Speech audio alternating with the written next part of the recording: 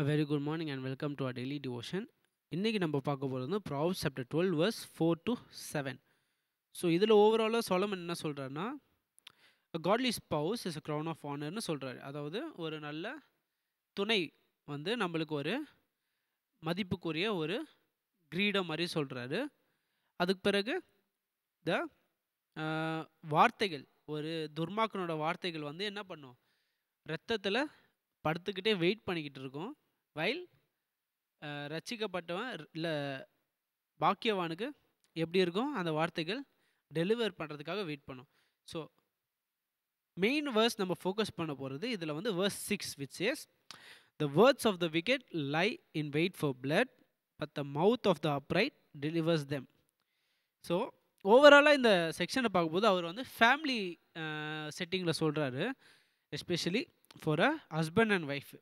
இதுலேருந்து நம்ம மெயினாக எடுக்க வேண்டியது என்னென்னா, especially for the married people, இதை வந்து நம்ம அன்மேரிட் பீப்புளும் அவங்க ஃப்ரெண்ட்ஸ் சர்க்கிள்லையும் இதை அப்ளை பண்ணலாம். அதாவது ஒரு ரிலேஷன்ஷிப், ஒரு ஃப்ரெண்ட்ஷிப்பாக இருக்கட்டும், இல்லைனா ஒரு ரிலேஷன்ஷிப்பாக இருக்கட்டும் பிட்வீன் ஹஸ்பண்ட் அண்ட் ஒய்ஃப், அந்த மாதிரி இருந்தாலும் it is very important for ஒரு பர்சனோட கேரக்டர். ஏன்னா ஒரு கேரக்டர் வந்து எப்படி சொல்கிறதுனா, ஒரு ரிலேஷன்ஷிப் வந்து டைம் ஆக பில்ட் ஆகும். ஒரு பில்டிங் மாதிரி வச்சுக்கோங்க.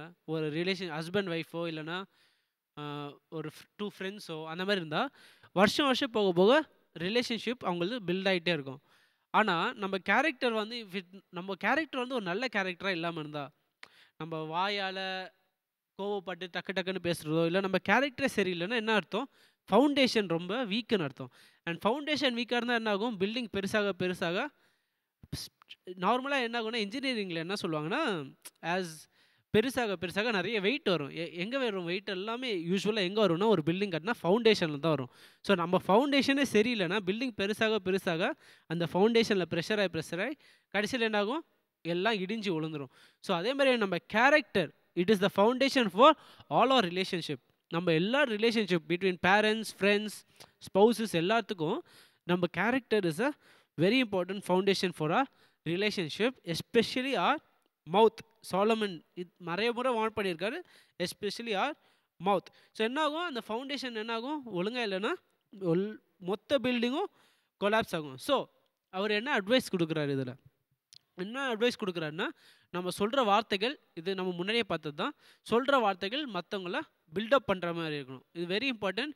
நம்ம என்ன பண்ணுவோம், ஏன் நான் இது திரும்பி சொல்கிறேன்னா, இது ரொம்ப கஷ்டம். ப்ளஸ் நம்ம திடீர்னு ஒரு செகண்டில் நம்ம இம்பல்சிவாக சொல்ல we won't mean what we want to say. திடீர்னு நம்ம எமோஷனலாக சொல்லிவிடுவோம், ஆனால் ஐயோ ஏன் சொன்னோன்னு யோசிப்போம் அதுக்கப்புறம். ஸோ அது கண்ட்ரோல் பண்ணுறது ரொம்ப முக்கியம். ஸோ அதுதான் ஃபஸ்ட் எங்கே வார்ன் பண்ணுறாரு, நம்ம வார்த்தைகள் வந்து ரொம்ப முக்கியம். அது வந்து மற்றவங்களுக்கு என்கரேஜ்மெண்ட், மற்றவங்கள பில்டப் பண்ணுற மாதிரி இருக்கணும், instead of tearing them down. அதாவது மற்றவங்கள தூக்குற மாதிரி இருக்கணும், மற்றவங்கள கீழே தள்ளி விடுற மாதிரி இருக்கக்கூடாது.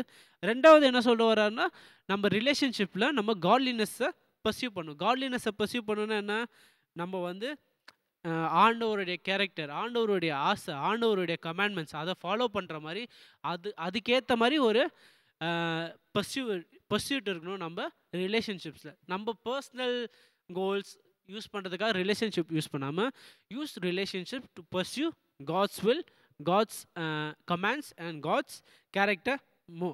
அதுக்கடுத்து கடைசியில் ஏதோ தப்பு நடக்கும் கண்டிப்பாக, ஏதோ இல்லைன்னா யாரோ பேக் ஸ்டாப் பண்ணுவாங்க, ஏதோ ஃப்ரெண்ட்ஸோ, ரொம்ப நாள் தெரிஞ்ச ஃப்ரெண்டு திடீர்னு பின்னாடி குத்துவாங்க, ஏமாற்றுவாங்க.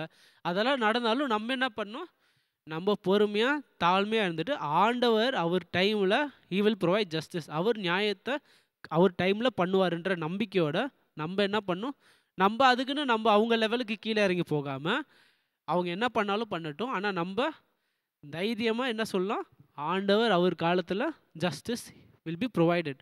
அந்த தைரியத்தில் நம்ம என்ன பண்ணணும், நம்ம அவங்க லெவல் இறங்கி போகாமல் நம்மளும் பொறுமையாக ஜெபத்தோட maintain our character and maintain our walk in godliness. So that is what I want us to take away. Thank you.